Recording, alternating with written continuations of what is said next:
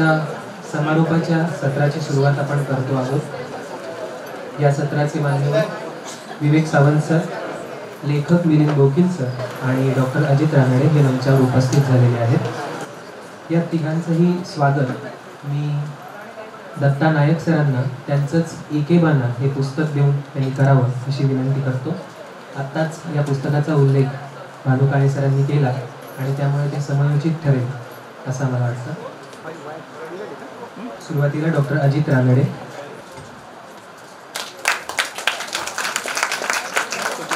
Doctor विवेक Sawant sir आणि Bokil sir.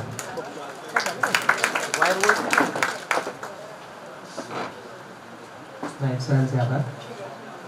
सुरुवातीला विवेक Sawant sir बोलणार आहेत। सुरुवातीच्या काळात भौतिकशास्त्राचं अध्यापन लोकविज्ञान संघटनेचे कार्यकर्ते, नंतर भारताच्या महासंगणकाच्या निर्मितीत महत्त्वाचा सहभाग असं त्यांचं काम आहे। गेली 2 दशकं MKCL या कंपनीचे व्यवस्थापकीय संचालक आणि मुख्य कार्यकारी अधिकारी या पदांवर त्यांनी काम केलेलं आहे। सध्या ते MKCLचे चीफ मेंटर आहेत आणि आज ते आपल्यासमोर पाचगाव आणि मेंढा आणि मेळघाट या गावांवरच्या बोकील सरांच्या पुस्तकांविषयीचं आपलं विवेचन करणार आहेत। मी त्यांना इथे बोलण्यासाठी आमंत्रित करतो। डॉक्टर अजित रानडे, श्री मिलिंद बोकील, त्याचप्रमाणे मी पूर्वी भौतिकशास्त्र शिकवत होतो असं सांगितलं, तर सुरुवातीला अगदी हळू आवाजात बोललं की विद्यार्थी असं करून त्याचप्रमाणे ज्यांनी खास मला निमंत्रित केलं असे श्रीयुत विनोद शिरसाट आणि त्याचप्रमाणे श्रीमती नीता बोकील, प्राध्यापिका नीता बोकील आणि उपस्थित बरेच मान्यवर आहेत। अनेक जणांशी माझा व्यक्तिगत परिचय आहे। सगळ्यांना विनम्र अभिवादन। मला खरं म्हणजे विनोदनी आज इथे बोलायला आहे तर ते माझी जी आता ओळख करून दिली त्यासंबंधी नाही आहे, तर बोकिलांचा एक वाचक म्हणून मला बोलवलेलं आहे। त्याच्यामुळे मी काही समीक्षक किंवा लेखक किंवा असं काही नाही आहे। त्याच्यामुळे वाचक म्हणून सर्वसामान्य मनुष्य जसं बोलतो तेवढंच मी बोलू शकणार आहे। त्याच्यामुळे तुम्ही चहा प्यायला असलात तरीसुद्धा तुम्हाला थोडी विश्रांती घ्यायला हरकत नाही। मला या विषयामध्ये रुची निर्माण झाली ती माझे लोकविज्ञानमधले मित्र मोहन हिराबाई हिरालाल यांच्यामुळे झाली आणि जयप्रकाशांच्या आंदोलनामध्ये ते होते आणि जनता पक्षाचं एकंदर ऱ्हासपर्व सुरू झाल्यानंतर ज्या लोकांचा भ्रमनिरास झाला ते जास्त करून विधायक कामामध्ये पडले आणि त्या विधायक कामाच्या अंतर्गत ते रचनात्मक संघर्ष करत राहिले। असे बरेच मित्र त्यावेळेला लोकविज्ञानमध्ये होते। बाबा आमट्यांच्यामुळे त्यांचं एकत्र येणं झालं होतं आणि म्हणून खरं म्हणजे मला मेंढा गावाविषयी कळत राहिलं आणि मग मिलिंद बोकील यांचं हे अतिशय गाजलेलं गोष्ट मेंढा लेखाची हे पुस्तक मला वाचायला मिळालं। तर त्याच्यानंतर मी मिलिंद बोकिलांच्या वैचारिक साहित्याच्या प्रेमात पडलो आणि त्याच्यामुळे एक प्रेमात पडलेला मनुष्य समीक्षा करू शकत नाही, त्याला त्याच्यातलं सतत चांगलं दिसत राहतं आणि त्यांच्या पुढच्या पुस्तकाची तो फक्त वाट बघत राहतो। तसाच मी एक आहे। मिलिंद बोकिलांचा जो पिंड आहे तो मुख्यत्वे एक समाजशास्त्रीय संशोधक असा आहे आणि गोष्ट मेंढा लेखाची, कहाणी पाचगावची आणि मेळघाट स्वराज्याचा शोध ही तिन्ही पुस्तकं ही या प्रकारच्या समाजशास्त्रीय संशोधनातून लिहिली गेली आहेत। ती वाचायला खूप वेधक आहेत। आपण खिळून राहतो, एकदा हातात घेतलं की आपल्याला ठेवाविषयी वाटत नाही आणि ती त्यामुळे माझ्यासारख्या सर्वसामान्य वाचकाला एक महत्त्वाचं आधुनिक राज्यशास्त्र शिकवत असली तरीसुद्धा कुठेही त्याच्यामध्ये दुर्बोधता येत नाही. हे मिलिंद बोकीलांच्या शैलीचं वैशिष्ट्य आहे. म्हणून कदाचित संपादक असलेले विनोद शिरसाट हे त्याला ललित वैचारिक लेखन असं म्हणत असावेत. मला ज्यावेळेला मेंढा हे पुस्तक वाचलं तर खरं म्हणजे मोहनमुळे त्याच्यामुळे रुची निर्माण झाली होती. मिलिंद बोकीलांना मी असं दुरून थोडासा ओळखत होतो, नाही असं नाही. परंतु एक महत्त्वाची गोष्ट जी मला त्यावेळेला सातत्याने जाणवत होती त्याच्या 10 वर्ष आधी, ती अशी की आमच्या तंत्रज्ञानाच्या क्षेत्रामध्ये एक असा नवीनच प्रवाह 21व्या शतकामध्ये निर्माण झाला होता आणि तो एकंदर सामाजिक वास्तवाशी जुळता मिळता होता. त्याची पार्श्वभूमी अशी होती की ज्यावेळेला बर्लिनची भिंत पडली त्याच्या आधीच काही वर्ष IBMचं ओपन आर्किटेक्चर आलं होतं. म्हणजे आपल्याला धक्का बसेल की IBMचा एक पर्सनल कम्प्युटर पुण्यामध्ये आला आणि तो बिघडला, तर तो दुरुस्त कोण करणार म्हणून तो माझ्याकडे आलं. तर त्या खोक्यामध्ये त्याची सगळी सर्किटरी दिलेली होती आणि ती ट्रेस करून मी तो दुरुस्त करू शकलो. म्हणजे ओपननेस आणि ओपन आर्किटेक्चरचं एक जगामध्ये बर्लिन वॉल पडायच्या आधीच सुरू झालेलं होतं. बर्लिन वॉल पडल्यानंतरचा इतिहास तुम्हाला माहिती आहे. आणि त्याच्यानंतर जी काही जगभर एक लाट आली ओपननेसची, त्याच्यातून आमच्या क्षेत्रामध्ये ओपन सोर्स नावाची गोष्ट तयार झाली आणि त्याच्यामध्ये हे सिद्ध होऊ लागलं की आता जगातल्या असामान्य अशा कृती असामान्य माणसं करणार नाहीत. असामान्य माणसं येतील जातील, नाही असं नाही, पण गांधी, नेल्सन मंडेला असे असामान्य लोक येतील आणि ते काहीतरी असामान्य कृती करतील. डॉक्टर बाबासाहेब आंबेडकरांसारखे लोक काहीतरी एक असामान्य विचार देतील. तर हा 20व्या शतकातला भाग झाला. 21व्या शतकामध्ये कदाचित असा काही काळ येतो आहे का की ज्यामुळे सर्वसामान्य लोक हे असामान्य अशा सामूहिक कृती करण्याचा हा काळ आहे का. आणि ते विकिपीडिया वगैरे या सगळ्या याच्यातून जाणवायला लागलं आणि आज तर त्याचा काळ आलेला आहे. तुम्ही त्याच्याविषयी मी जास्त बोलण्याची गरज नाही. पण मेंढामध्ये अशाच प्रकारचं काहीतरी घडत होतं. मोहन तिथे होते ही गोष्ट खरी आहे, पण मोहननी स्वतःची ओळख ही थोडीशी मित्र अशी करून दिलेली होती. एक समाज परिवर्तन करणारा कार्यकर्ता अशी ती नव्हती.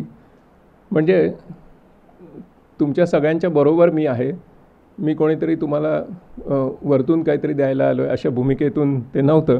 आणि म्हणून खरं म्हणजे त्या पुस्तकाशी माझी नाळ जुळली. ते पुस्तक आमच्या 5000 MSCIT केंद्रातल्या सगळ्या विद्यार्थ्यांनी वाचावं असं मला वाटू लागलं. म्हणून मी त्याच्या 5000 प्रती खरेदी करण्याचा प्रयत्न केला. त्या खरेदी करताना मला त्या पुस्तकातला विचार अधिक जास्त कळला. याचं कारण मेंढाच्या ग्रामसभेमध्ये त्याच्यासाठी ठराव व्हावा लागला. हे मला कधी माहितीच नव्हतं. मी पुस्तकांच्या प्रती फक्त प्रकाशकाकडून विकत घेत होतो आणि मग ती मोठी प्रक्रिया चालली. मधून मी विसरून जायचो. मग मी विचारायचो की काय झालं ते मेंढाचं, झालं का त्यांची ग्रामसभेचा ठराव. असं करून मग ती 5000 पुस्तकं म्हणजे मौजेनी फक्त ते प्रकाशित म्हणजे छपाई आणि वितरण केलं होतं. आणि त्याच्यातून मला हे समजत गेलं. मला असं वाटतं की म्हणजे आपल्या गावाचं परिवर्तन हे किंवा आपल्या गावाचं जे कारभार आहे तो आपण स्वतः चालवू शकतो. हा एक क्रांतिकारक विचार हा त्या गावातून पुढे आला. त्याला अर्थातच विदर्भातल्या अनेक चळवळींची पार्श्वभूमी होती. ही गोष्ट आपण सगळेजण जाणता. त्याच्यातलं जे महत्त्वाचं सूत्र जे आपल्याला लक्षात आलं ते म्हणजे की ग्रामस्वराज्य हे फक्त जंगल व्यवस्थापनासाठी नाही आहे, फक्त उपजीविकांसाठी नाही आहे, तर आपला कारभार आपण चालवणं. आपण एका गावात राहतो, तो गाव समाज हे कुटुंब आहे. त्या कुटुंबातल्या प्रत्येक व्यक्तीची कदर आपण केली पाहिजे, त्या व्यक्तीचा पण विकास केला पाहिजे, त्याचबरोबर आपली जी सृष्टी आहे तिचा पण विकास आपण केला पाहिजे आणि मग त्याच्यातून आपण एका अर्थपूर्ण जीवनाचा शोध घेतला पाहिजे. अशा प्रकारचा हा मूलभूत विचार होता. सगळेच या गाव समाजातले लोक ह्या वैचारिक पातळीपर्यंत हळूहळू पोचतील, नाही असं नाही, परंतु त्यातला मूलभूत विचार जो बोकिलांनी आणला तो हा होता. आणि ग्रंथत्रयी जे आहे, तिन्ही ग्रंथ हे याच विचारांनी लेखन झालेले निरनिराळ्या संदर्भातले ग्रंथ आहेत. त्याच्यामुळे खरं म्हणजे त्याच्यातला जो विचार आहे तो विचाराचं सूत्र हे एकच आहे. त्याचा विकास होत गेलेला आपल्याला ह्या 3 ग्रंथांत म्हणजे 2012, 2018, 2021 असा तो त्याचा विकास होत गेलेला आपल्याला दिसतो. आणि त्याच्यामध्ये मुख्य जी गोष्ट आहे ती म्हणजे की आपल्याला फक्त आपल्या गावापुरतं बघायचं नाही, तर आपल्याला आजूबाजूच्या समाजाशी हा अतिशय घट्ट असा जैविक असा नातेसंबंध जोडायचा आहे. हाही विचार त्याच्यामध्ये. विनोबांचं एक दृष्टांत बोकिलांनी दिलेला आहे. मी थोडंसं तिन्ही पुस्तकात एकच सूत्र असल्यामुळे इकडून तिकडे असं बोलणार आहे, कारण वेळ अतिशय मर्यादित आहे. आणि ती 3 पुस्तकं म्हणजे तुम्ही जर ती वाचायला घेतलीत आणि तुम्हाला जर सवय असेल की महत्त्वाच्या मुद्द्यांना अधोरेखित करायचं, तर बहुतेक सगळंच्या सगळं पुस्तक तुम्हाला अधोरेखित करावं लागतं, असं माझा एक अनुभव आहे. म्हणजे तर त्याच्यामुळे ह्याच्यामध्ये एक तो नातेसंबंध कसा आहे, तर ज्यावेळेला ते आपल्या सृष्टीची काळजी घेतात, तर त्यावेळेला ते सगळ्या जगाच्या हवामान बदलाच्या संदर्भात ते संकट, त्याची तीव्रता कमी करण्यासाठी त्याच वेळी काम करत असतात. ही सुद्धा खूप महत्त्वाची गोष्ट आहे. त्याचबरोबर ते जगाला आधुनिक राज्यशास्त्राचा एक वस्तुपाठसुद्धा सांगत असतात. ही सुद्धा एक गोष्ट आहे. विनोबांचा दृष्टांत बोकिलांनी सांगितलेला आहे. फार सुंदर दृष्टांत आहे की डाळिंबाचं जे फळ असतं त्याच्यामध्ये प्रत्येक पेशीमध्ये एक दाणा असतो. प्रत्येक पेशी ही स्वायत्त असते, पण तरी त्यांचं सगळ्यांचं मिळून डाळिंब बनतं. हा खूप सुंदर विनोबांची नेहमीचीच शैली आहे, त्याच्यामुळे तसा दृष्टांत तो आहे. आणि त्याच्यामध्ये ही जी गावं आहेत त्यांचं मग एक राष्ट्र बनतं आणि अशा राष्ट्रांचं एक विश्व बनतं आणि त्याच्यामुळे एक विश्वराज्य याच्यातून साकार होऊ शकतं, असा हा स्वराज्याचा विचार आहे. हा विचार गांधी, विनोबा, जयप्रकाश यांच्या विचारांचं संश्लेषण करून पुढे जातो आहे आणि जे त्याचे प्रॅक्टिशनर्स आहेत तो पुढे नेण्याचा प्रयत्न करत आहेत सध्याच्या परिस्थितीमध्ये. गांधींचं 2 मूलभूत विचार, सर्वोदय आणि ग्रामस्वराज्य. विनोबांचं सर्व सहमतीने करणं, सर्वायतन हा विचार, सर्व संमतीने नाही सर्व सहमतीने करणं हा विनोबांचा विचार. आणि लोकनीती हा जयप्रकाशांचं त्याच्या संबंधीची एक स्ट्रॅटेजी. अशा तिन्हीच्या मिलाफातून हे सगळं एक आधुनिक राज्यशास्त्र उभं राहते. विनोबांनीसुद्धा लोकनीती पुस्तकामध्ये याचा एक फार महत्त्वाचा मूलभूत सिद्धांत सांगितलेला आहे. ते असं म्हणतात की ही पूर्वीच्या गावांचं हे पुनरुज्जीवन नाही, पूर्वीच्या गाव समाजाचं किंवा त्याचं पुनरुज्जीवन नाही, कारण त्याच्यातले अन्याय किती भीषण होते त्यांनी स्वतःच बघितलेलं असल्यामुळे तसं ते करणं शक्यच नव्हतं. गांधींनी तर त्याच्याविरुद्ध खूप लढा दिला, जातीव्यवस्था वगैरे. पुढे डॉक्टर आंबेडकरांच्या विचारांनी प्रभावित झालेले विजय देठे हे आपल्याला ह्या कहाणी पाचगावची ह्याच्यात भेटतात. त्याच्यामुळे त्याचं ते पुनरुज्जीवन नाही. याचं कारण विनोबा म्हणतात की ती गावं विकेंद्रित होती, ह्याचा अर्थ त्यांच्यामध्ये विकेंद्रीकरणाची प्रेरणा होती असं होत नाही. ओके, इतकं सूक्ष्म भेद त्यांनी सुंदर सांगितलं आहे.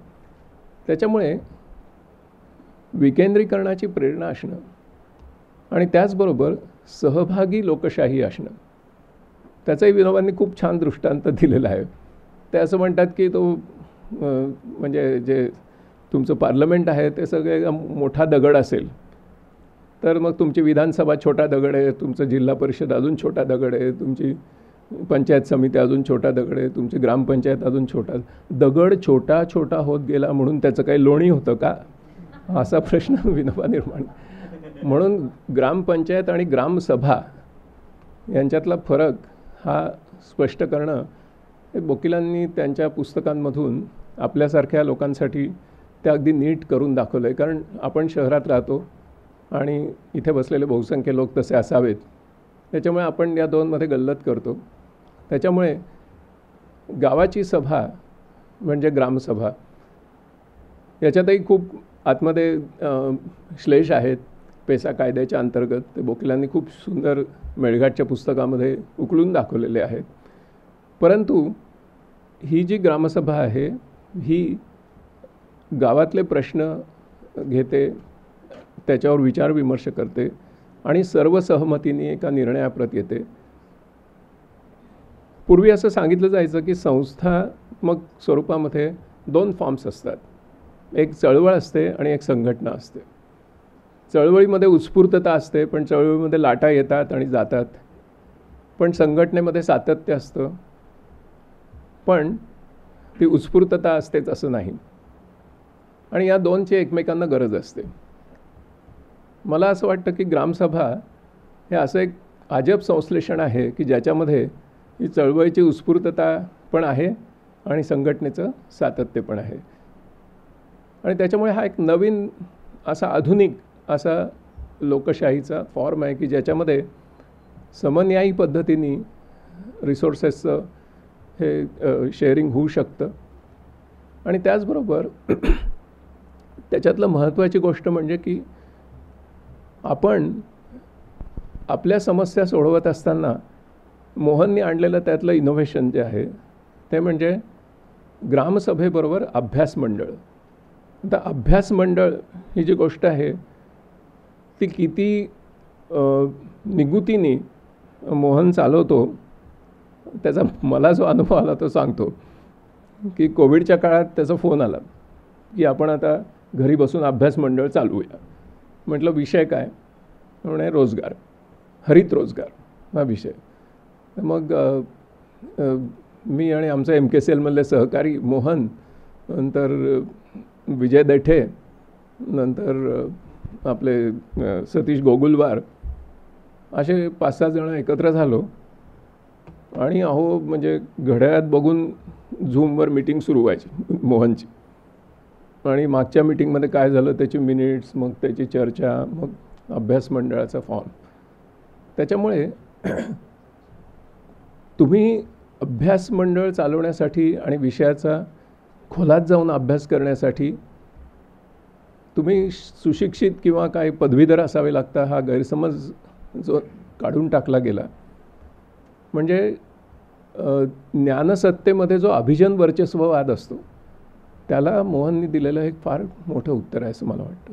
आणि अभ्यास मंडळांचा फॉर्म हा ग्रामसभेचं सशक्तीकरण कसं करतो हे मला त्या अनेक बैठका ज्या झाल्या त्याच्यातून लक्षात आलं. आणि प्रत्येक बैठकीत काही ठरलं की मग विजय दैठ्यांच्या ग्रामसभेमध्ये त्याच्यावर चर्चा होईल, त्याचं व्हॅलिडेशन होऊ शकतं का, मग पुढच्या पुन्हा मीटिंगमध्ये पुन्हा काहीतरी नवीन त्याचं एक विचाराचा धागा, अशा पद्धतीची शिस्त ही मोहननी त्याच्यामध्ये आणली आहे आणि पुढे ती विजयनी पण चालू ठेवली आहे. ह्या पुस्तकामध्ये मला जे एक विशेष वाटलं ते मी थोडंसं तुम्हाला वाचून दाखवतो. कारण बोकिलांचे शब्द तुम्ही रिप्रोड्यूस करणं खूप कठीण असतं कारण ते अतिशय सुबोध आणि सोपं लिहितात आणि आपण तेवढं सांगू शकत नाही. पण या पुस्तकामध्ये एक धक्कादायक गोष्ट बोकिलांच्यामुळे कळली. मी त्यांचं त्यासाठी खूप आभारी आहे की एकंदर आदिवासी भागाचा विकास कसा करावा यासंबंधी स्वातंत्र्यानंतर जे चिंतन झालं त्याच्यामध्ये नेहरूंनी एक पंचशील दिलं होतं आणि ह्याचं मला अजिबातच पत्ता नव्हता. आणि नेहरूंचं पंचशील हे इथे त्यांनी सांगितलं आहे, आदिवासी लोकांनी आपला विकास स्वयंप्रज्ञेने करावा, आपण त्यांच्यावर काहीही लादू नये, आपण हर प्रकारे त्यांच्या पारंपरिक कला व संस्कृतीस उत्तेजन द्यावे. 2. आदिवासींचे जमिनी व जंगलावरील अधिकारांचे संरक्षण करण्यात यावे. 3. आदिवासी भागातील प्रशासनाचे व विकासाचे काम त्यांच्यामधील लोकांनाच प्रशिक्षण देऊन व त्यांचे संघ करून करावे. सुरुवातीस बाहेरच्या काही तंत्रज्ञांची गरज निश्चित पडेल, पण आदिवासी भागात बाहेरचे लोक फार येऊ नयेत. आपण आदिवासी भागात अतिप्रशासन नेऊ नये वा त्यांच्यावर योजनांचा वर्षाव करू नये. आपण त्यांच्या सामाजिक व सांस्कृतिक संस्थांच्या विरुद्ध जाऊन नव्हे तर त्यांच्यामधून काम करावे. आपण आपल्या कामाचे मोजमाप संख्याशास्त्राद्वारे किंवा किती पैसे खर्च झाले यावरून न करता मानवी चारित्र्याची प्रत किती सुधारली यावरून करावे. आता त्याच्यावर वकिलांची कॉमेंट तर फारच मार्मिक आहे. ही तत्त्वे नीट वाचल्यावर लक्षात येईल की पंडितजींनी किती अचूक विचार केला होता. एरवी भारत देशाच्या विकासाच्या बाबतीत त्यांची दृष्टी निराळी असली तरी आदिवासी विकासाच्या बाबतीत मात्र त्यांनी खरोखरच गांधीजींचा दृष्टिकोन स्वीकारला होता. आता म्हणजे याच्यावर अजून काही भाष्य करण्याची गरज नाही, पण गांधीजींचा विचार फक्त आदिवासी भागासाठी नव्हता एवढंच मला नमूद करायचं आहे. त्याचबरोबर मेळघाटवर लिहिताना त्यांनी खोज या संस्थेचा परामर्श घेतला आहे. जसं आपल्याला तिकडे आपले मोहन भेटतात, पुढच्या पुस्तकामध्ये विजय देठे आणि स्मिता भेटतात, तसं तिसऱ्या पुस्तकामध्ये आपल्याला खोज या संस्थेचा परिचय होतो. खोज म्हणजे knowledge, hope, opportunity and justice, KHOJ, quest for knowledge, hope, opportunity and justice. आणि त्या संस्थेची स्थापना कशी झाली याची रोमहर्षक कहाणी ही वकिलांनी इथे लिहिलेली आहे. त्याच्यामध्ये बंडू सनेश्वर किंवा साने आणि पूर्णिमा उपाध्याय यांची ती स्टोरी आहे. आणि मग खोज संस्थेने कशा प्रकारे काम सुरू केलं ह्याचा याच्यामध्ये उल्लेख आहे. याच्यामध्ये एक सातत्य असं की जसं पाचगावला हे जरी चंद्रपूर जिल्ह्यातलं वनाधिकार मिळालेलं पहिलं गाव असलं तरी त्यांनी बरंचसं विरजण हे मेंढाकडून घेतलेलं आहे. आणि तसंच यांनीसुद्धा आपलं विरजण हे मेंढामधूनच घेतलेलं आहे. जसं खोज जसं पाचगाव हे चंद्रपूरमधलं पहिलं वनाधिकार मिळवणारं गाव आहे, तर ही 2 पुस्तकं आपण वाचली की आपल्याला असं वाटतं की कदाचित त्यामध्ये मोहनसारखे, विजयसारखे लोक असल्यामुळे तिथे ते झालेलं आहे. पण त्याच्यामध्ये जर आपण मेळघाटमध्ये गेलो तर मात्र वकिलांनी लिहिलेल्या स्टोरीप्रमाणे 166 गावांना वनाधिकार मिळालेला आहे. म्हणजे त्यांचं एक सार्वत्रिकीकरण कसं होत गेलं 2011च्या नंतर. ह्या पाचगावची कहाणी या पुस्तकाचं एक वैशिष्ट्य असं आहे की डॉक्टर बाबासाहेब आंबेडकर आणि गांधी यांच्या विचारांचा एक मेळ घातलेलं एक केस स्टडी आपल्याला ह्या पुस्तकात जशी मिळते. म्हणजे कायद्याचं राज्य आहे आणि त्याच्यामुळे बाबासाहेबांचा विचार आहे, पण कायद्याचं राज्य ज्यावेळेला प्रत्यक्षात येत नाही त्यावेळेला मात्र गांधींच्या मार्गाने सत्याग्रह करून न्याय मिळवावा लागतो.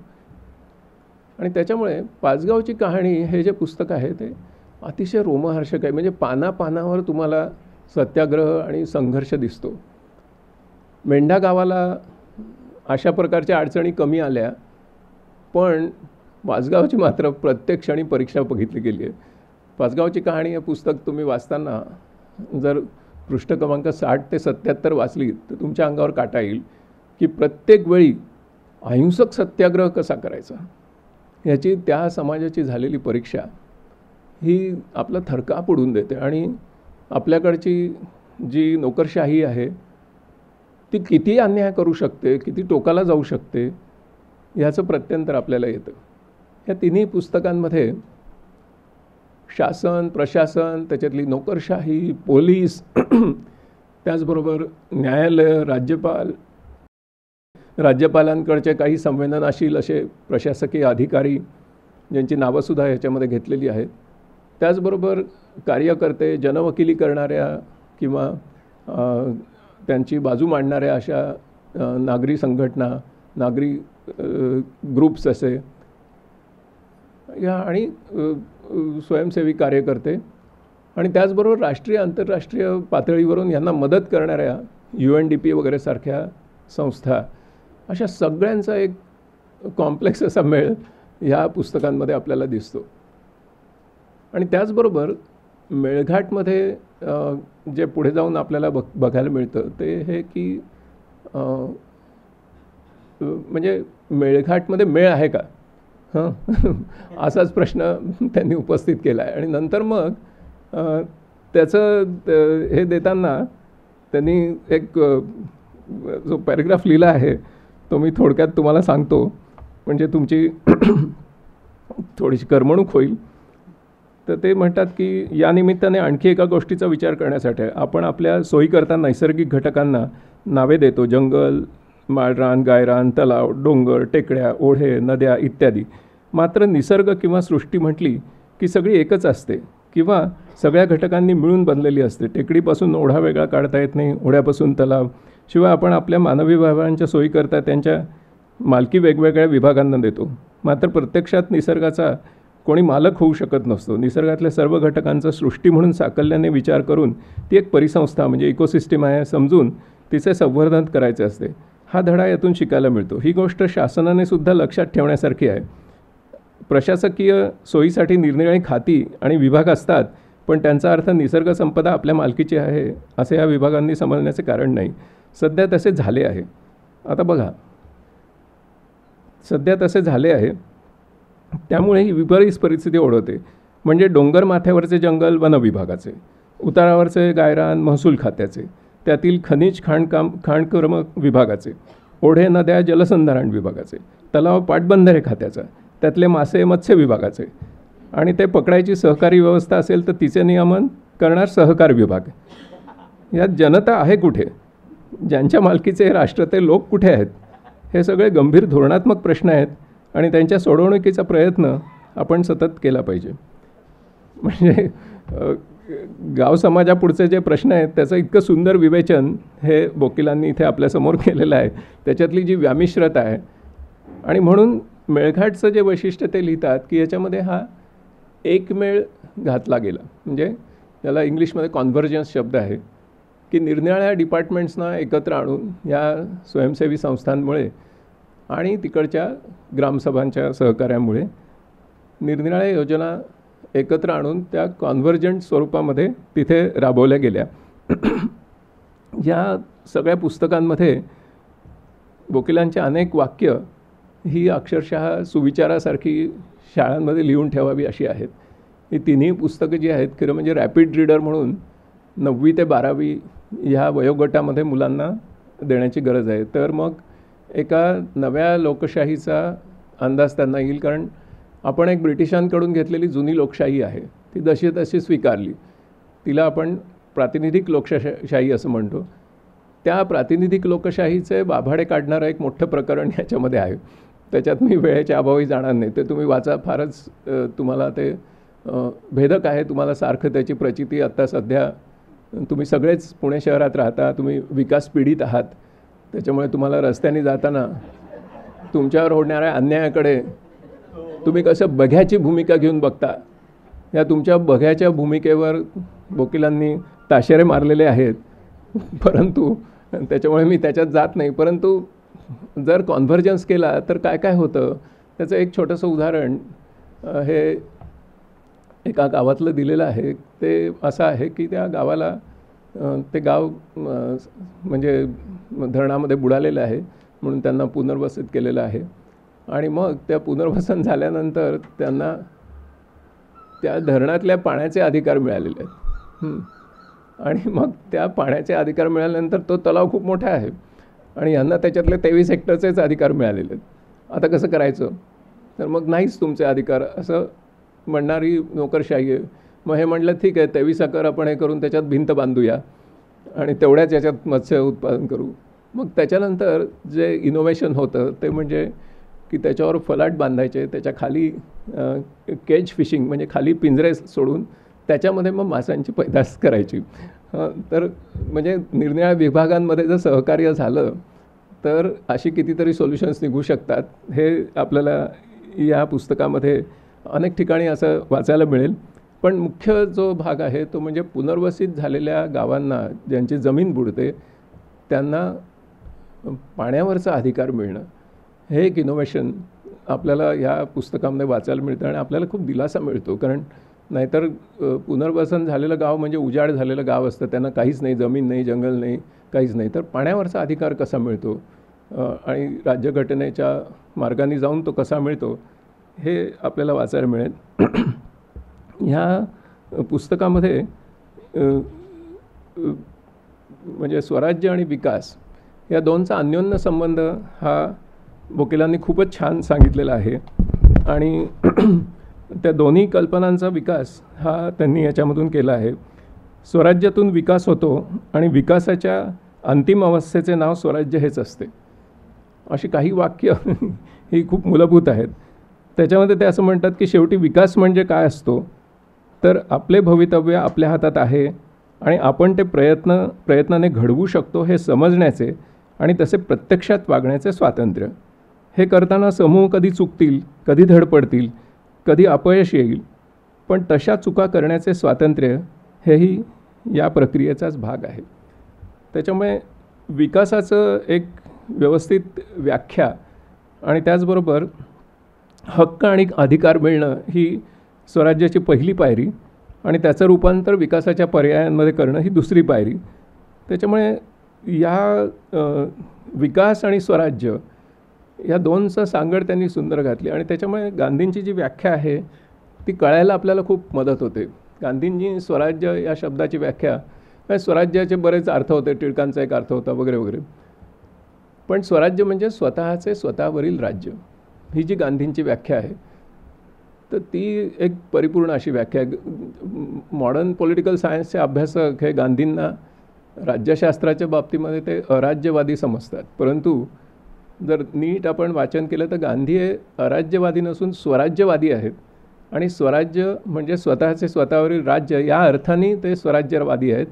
आणि तसं केलं असता एका गाव समाजामध्ये काय होऊ शकतं ह्याचं चित्रण हे या 3 पुस्तकांमधून आपल्याला वाचायला मिळतं. या पुस्तकांमध्ये म्हणजे निरनिराळ्या संदर्भांचे खूप म्हणजे संदर्भ खूप आहेत आणि त्या ठिकाणी ते आपण त्याच्या म्हणजे खोलात जाऊ शकता. पण आता आपल्यासमोर एकच गोष्ट स्पष्ट होते की वनाधिकार म्हणजे वनहक्क कायदा आणि पेसा कायदा या दोनच्यामुळे गाव समाजांना स्वराज्य हे म्हणजे ग्रामस्वराज्य हे अस्तित्वात आणण्याचं एक पूर्ण फ्रेमवर्क मिळालेलं आहे. आता त्या फ्रेमवर्कमध्ये अर्थ भरण्याची गरज आहे. त्या दृष्टीने काही महत्त्वाचे प्रयत्न करण्याची गरज आहे. शेवटच्या भागामध्ये मी काही गोष्टी तुम्हाला सांगणार आहे आणि मग मी तुमची रजा घेणार आहे. जर माझी वेळ झाली असेल तर मला एक 5 मिनटं वाढवून मिळाली तर बरं होईल, कारण मला रानडे सरांनी तसं म्हटलेलं आहे की माझा वेळ तुम्ही घ्या.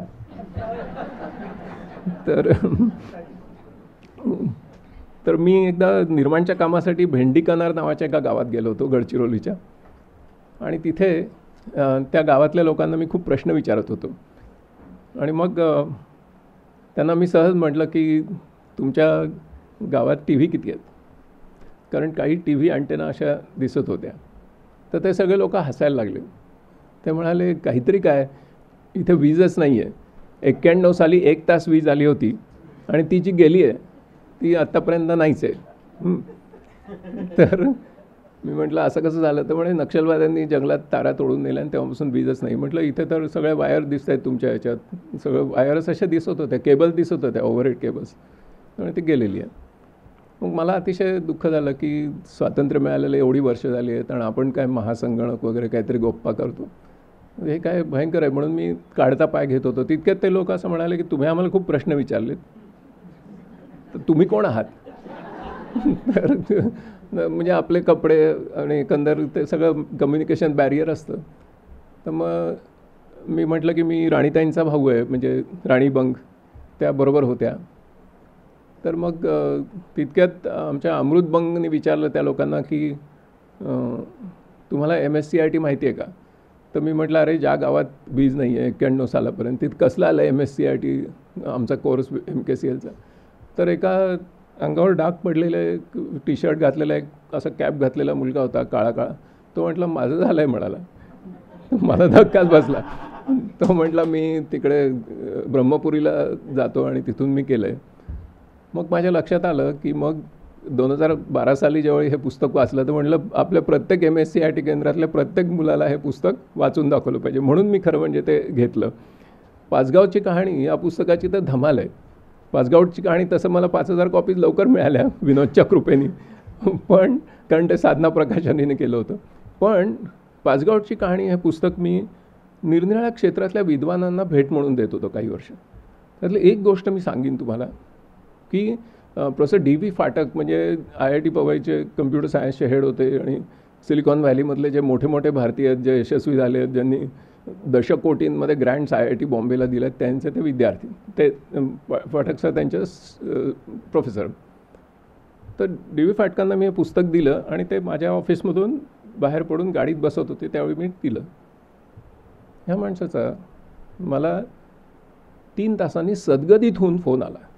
ते जवळजवळ अश्रू आलेले होते आणि घसा दाटून आला होता आणि ते म्हटले विवेक मी अंधारामध्ये मोबाईलचा फोन लावून या पुस्तकाची 85 पानं वाचलेली आहेत आणि त्यांना त्या पुस्तकातून डोकं काढून घेतं. मी वाटतं त्यावेळी तुम्हाला सांगितलंही होतं DV फाटकांविषयी. इतके ते सद्गतीत झाले होते आणि इतकं हे पुस्तक आतून हलवून टाकतं.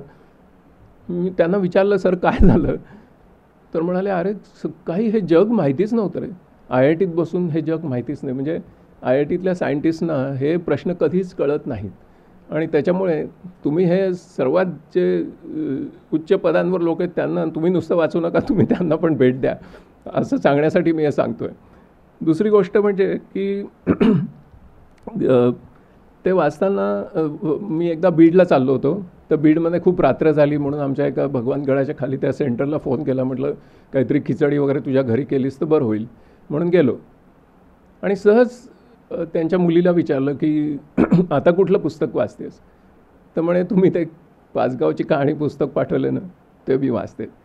मला अक्षरशः डोळ्यातून अश्रू आले की इतक्या कोपऱ्यातल्या त्या मुलीला त्या पुस्तकाने स्फूर्ती दिलेली होती आणि तिला मी इतके आडवे तिळवे प्रश्न विचारले आणि तिने ते खरोखर वाचलेलं होतं. तिची आई कौतुकाने तिच्याकडे बघत होती.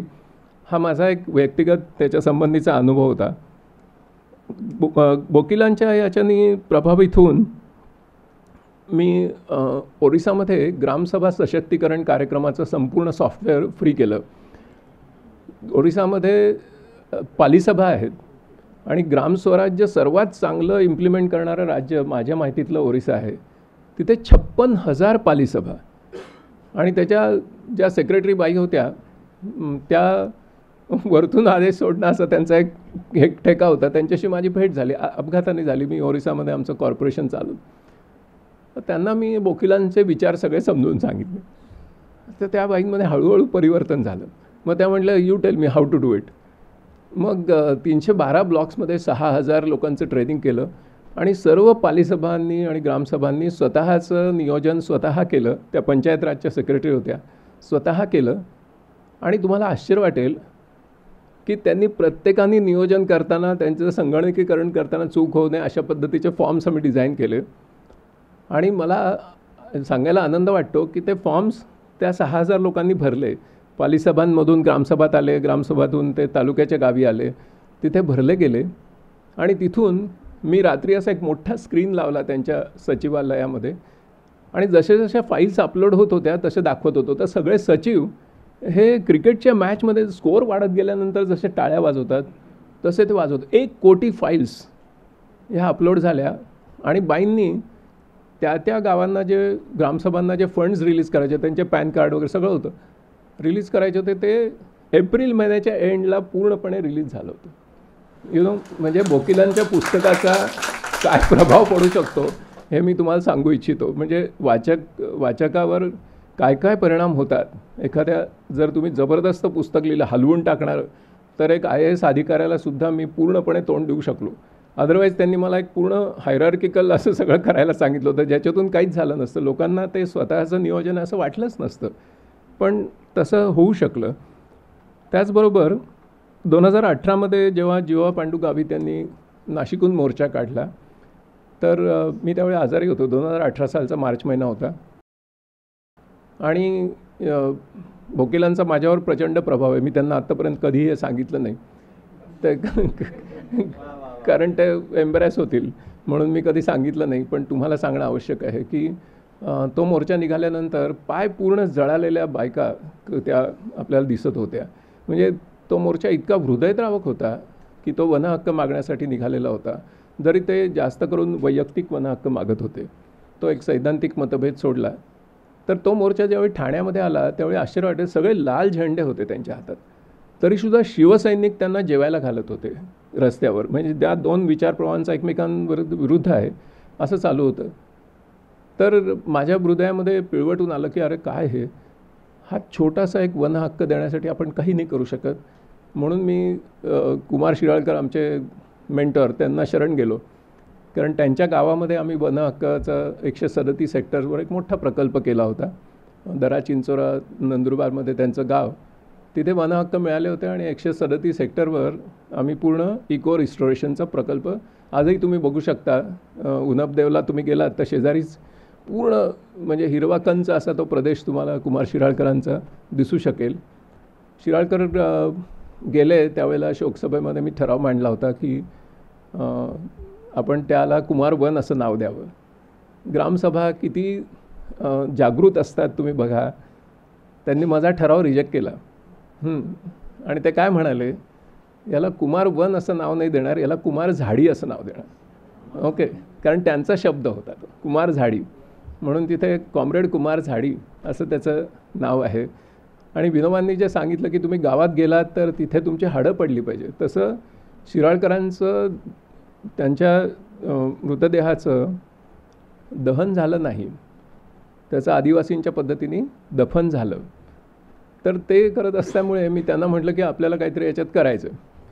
त्यांनी 19 तज्ज्ञांची माझी गाठ घालून आणि पूर्ण वनाधिकार कायद्याचं सॉफ्टवेअर आम्ही तयार केलं. फडणवीसांना भेटलो आणि त्यांना म्हटलं की हे तुम्ही फ्री वापरा, पण ह्या लोकांना आज ते 12 मार्चला ज्यावेळेला समोर येतील मोर्चा त्यावेळी आश्वासन द्या की 6 महिन्यात प्रत्येकाला ते वनहक्क मिळतील. प्रत्यक्षात त्यांनी मला हो म्हटलं, पण पुढे त्या सगळ्या ब्युरोक्रसीमध्ये मला अडकून टाकलं आणि तसं काही झालं नाही. मग मी चिंतेत पडलो की एवढं सुंदर सॉफ्टवेअर केलं आहे, आता काय करायचं याचं. म्हणून भारतभर सगळ्या आदिवासी विकास विभागांना पत्र लिहिली. त्याच्यामध्ये मध्य प्रदेशातून पत्र आलं. मग शिवराजसिंग चौहान यांची माझी भेट झाली आणि तुम्हाला आश्चर्य वाटेल, अख्ख्या मध्य प्रदेशमध्ये ह्या सॉफ्टवेअरच्या साह्याने अतिशय त्वरित वनहक्क दिले जातात. आणि कोविडच्या काळामध्ये त्यांनी आदिवासींना मिठ्या मारून, म्हणजे त्यांचं हे लावलेलं होतं, आम्ही होतो आणि ते मास्क लावून ते मिठी मारून प्रत्येकाच्या हातामध्ये ते हक्कपत्रक देत होते आणि हजारो लोकांना ते वनहक्क मिळाले. आता ते सॉफ्टवेअर बरेच जण वापरतात, पण त्याच्यातून मी शिकलो आणि माझ्या लक्षात आलं की वनहक्क मिळवण्यामध्ये ज्या ज्या अडचणी होतात. तर तोपर्यंत पाचगावची कहाणी हे पुस्तक 2 वेळा वाचून झालं होतं, त्याचा प्रभाव होता.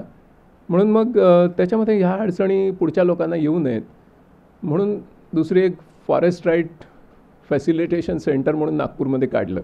तिथे आमचे तज्ज्ञ लोक काम करतात आणि तिथे पहिल्यांदा 80च गावं घेतली, त्याच्यातले कम्युनिटी रिसोर्स पर्सन घेतले. त्या कम्युनिटी रिसोर्स पर्सनचा रोल काय असतो हा वकिलांच्या पुस्तकात तुम्हाला वाचायला मिळेल. आणि मग त्यांच्या साह्याने त्यांना मदत करायला सुरुवात केली. जो फोन येईल त्याला ती मदत करायची. तर किती कागदपत्र द्यावे लागतात, तर याची मोठी यादी आहे, पानं संपत नाहीत, एवढे कागदपत्र लागतात.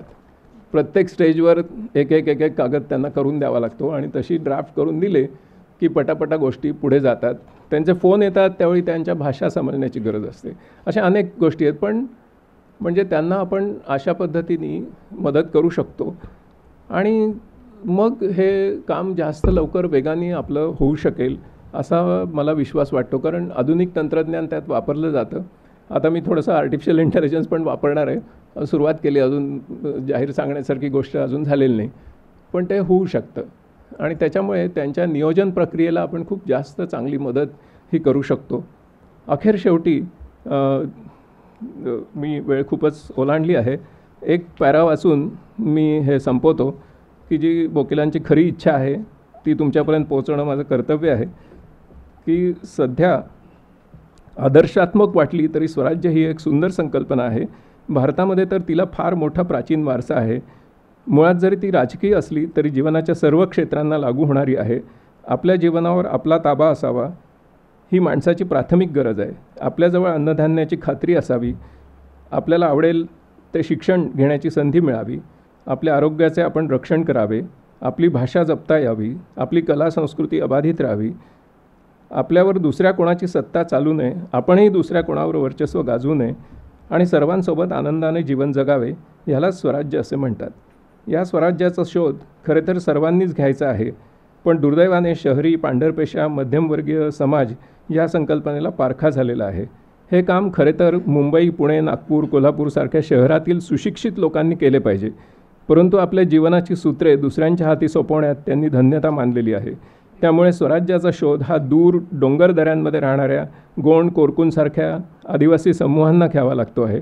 तसा शोध ते घेतही आहेत. त्या शोधामध्ये त्यांच्याबरोबरीने उभे राहणे आणि त्यांना काही शिकवण्याऐवजी त्यांच्याकडून शिकणे हे काम बाकीच्या समाजाने केले पाहिजे. हे पुस्तक त्यासाठी आहे. अखेर शेवटी ओशोंच्या प्रवचनातून एक गोष्ट सांगून मी तुमची रजा घेईन. ती अशी की ओशोंचं एक प्रवचन आहे, त्याच्यामध्ये त्यांनी असं म्हटलं आहे की म्हणजे अबाउटिझमचं जे तत्त्वज्ञान आहे त्याच्या फोलपणाविषयी ते प्रवचन आहे. त्यात त्यांनी असं म्हटलं की अबाउट लव इज नॉट लव.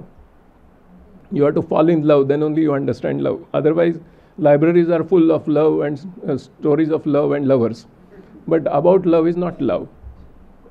तसं मी असे म्हणेन की आत्तापर्यंत मी जे बोललो ते अबाउट these 3 books बोललो. त्याच्यामुळे about books is not books. You have to purchase the books and read them and then enjoy them. Thank you.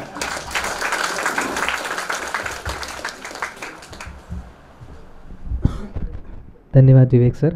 यानंतर पुस्तकाचं प्रकाशन आपण करणार आहोत. मी विनोद सरांना स्टेजवर येण्याची विनंती करतो आणि आपल्या तिन्ही मान्यवरांना विनंती करतो की त्यांनी गोष्ट मेंढा गावाची या पुस्तकाच्या नव्या सुधारित आवृत्तीचं प्रकाशन करावं.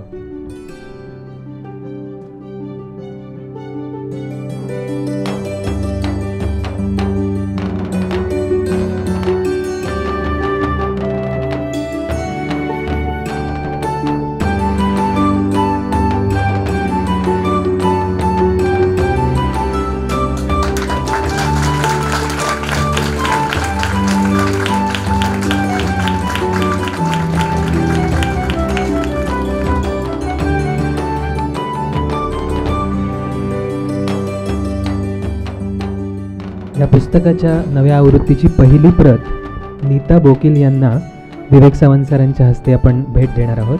मी बोकील मॅडमना विनंती करतो.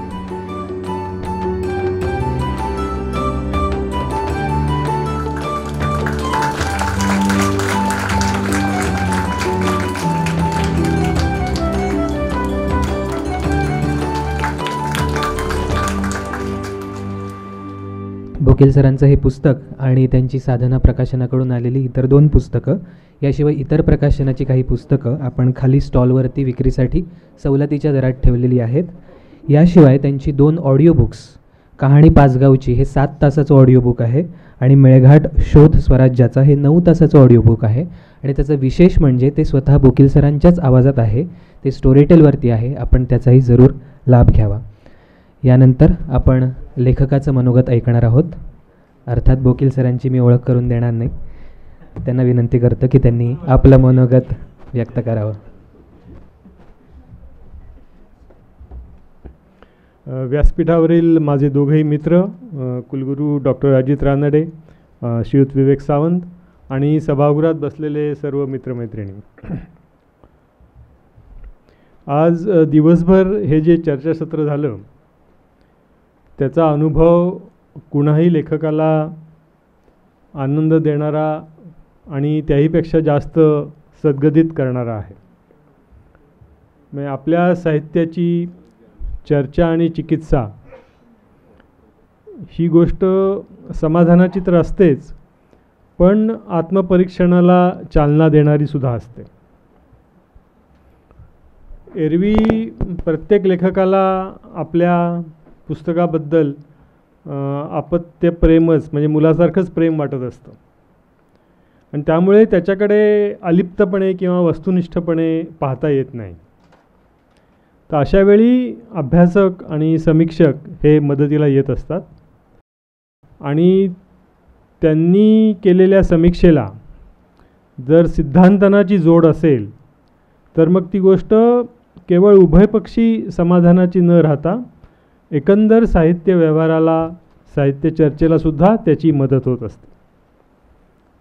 त्यामुळे आज दिवसभर ज्या तऱ्हेची चर्चा आणि त्याच्याशी निगडीत सिद्धांतन झालं आणि सकाळपासून सुरुवात रेखाताईंनी आणि आमचे मित्र भारत सासणे यांनी केली आणि त्याच्यानंतर मानसशास्त्रीय समीक्षा, त्याच्यानंतर सुप्रियाताईंनी त्याला जोडून आणि आमचे मित्र सुबोध जावडेकर यांनी जी सगळी केली आणि नंतरच्या सत्रामध्ये आमच्या दोन्ही मित्रांनी वैचारिक लेखनाबद्दलची जी चर्चा केली, तो सगळा अनुभव हा खरोखर एक प्रकारे नम्र करणारा आहे. आणि अशा प्रकारच्या सगळ्या चिकित्सेचा स्वीकार हा लेखकांनी डोळसपणे आणि विनम्रतेने करायचा असतो. आणि हे लक्षात ठेवायचं असतं की आपण ह्या प्रक्रियेत केवळ निमित्त मात्र आहोत आणि आपल्या साहित्याच्या निमित्तानं समाज आपल्या वाङ्मयीन धारणांचं आणि आपल्या अभिरुचीचं संवर्धन करत असतो, ही गोष्ट लक्षात ठेवण्याची. त्यामुळे ही जी सगळी आजची चर्चा झाली त्याच्यामध्ये एका लेखकाच्या निमित्ताने ती झाली ही गोष्ट बरोबर आहे, परंतु ते निमित्त फक्त आहे आणि या निमित्ताने साहित्य केंद्रीभूत ठेवून साहित्याची चर्चा आपण करतो आहोत, हीच त्याच्यामधली खरी गोष्ट आहे.